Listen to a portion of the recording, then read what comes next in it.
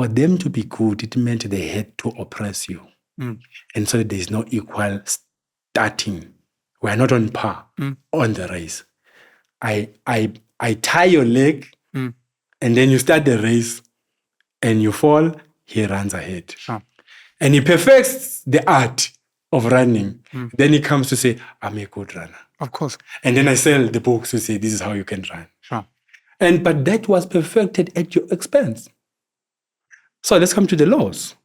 When you pass 1913 Land Act and you take our land, now that it is 94 and now Mandela gets into office, you are expecting us to be better off.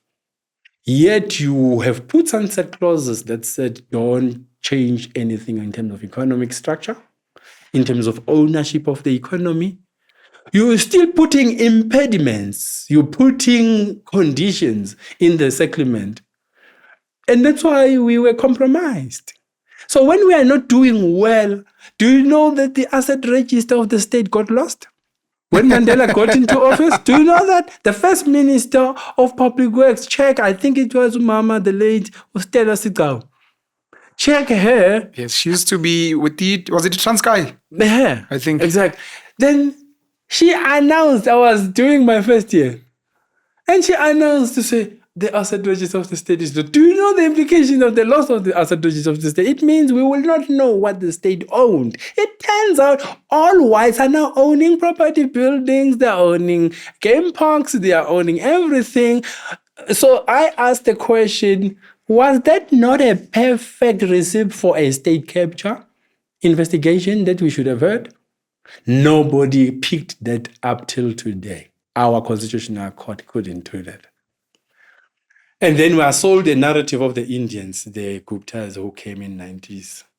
And they're saying they control the economy. Where I'm reading the books, I'm a public finance person, I don't see those Indians. I see Oppenheimer for 70 years.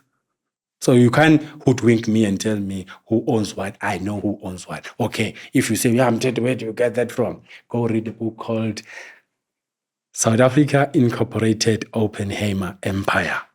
Now I've answered you. South Africa Incorporated Oppenheimer Empire, published in 1988. And that book, it explains how South Africa is an empire of the Oppenheimers. Now, I then took a step further to calculate what did he own. South Africa Inc., the Oppenheimer Empire. Yeah. I just want to get the authors. Yeah. Mm-hmm. Get the authors. David Pallister, Sarah Stewart, and Ian Lepper. Mm-hmm. Okay. Yeah. Now, in that book, it talks about them and everything we see in South Africa, everything that moves, it is recorded in that book. So it tells you that in 1988, he owned 6,000 companies. So 35 years later, 6,000 companies. 6,000 companies, which means that includes everything that moves in South Africa. Yeah. By 2007, I counted that we had over 500,000 companies registered at CIPRO. So the 6,000 would have quadruplicated by 35 years later. But what is also sickening is that 35 years later, we are still controlled by the same man. I checked last year, February, he was still the top man. Now, I think they are alternating with Rupert to say now he's on top, but it's immaterial. The point is these two have been doing this for a long time. So all the economy you get to see in South Africa is diversified around one people. And then, but now this is the gist of it.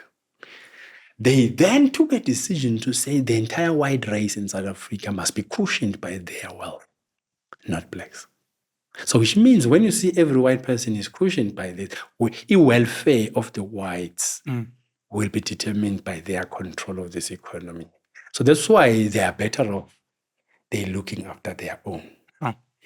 Some in Africans. Some, yeah. Now, at your expense. So I don't have a problem with these guys, but what I have a problem as a lawmaker is that they influence the laws. They don't want Roman Dutch and British law to be removed to allow for native law. Why it's good for their business. Yes. Because when you pass a law that law becomes a language of business. But it's only decoded in that original that law. It can't be decoded through Zulu law. Nangiza ngesiZulu ngithi ngiyotrader laphana ama-diamond exist i-language yo-trader in Zulu. So what does it say? There's a problem with this law. If you don't change it, it influences your business participation. You will always have to scramble for access, and they make sure you don't participate.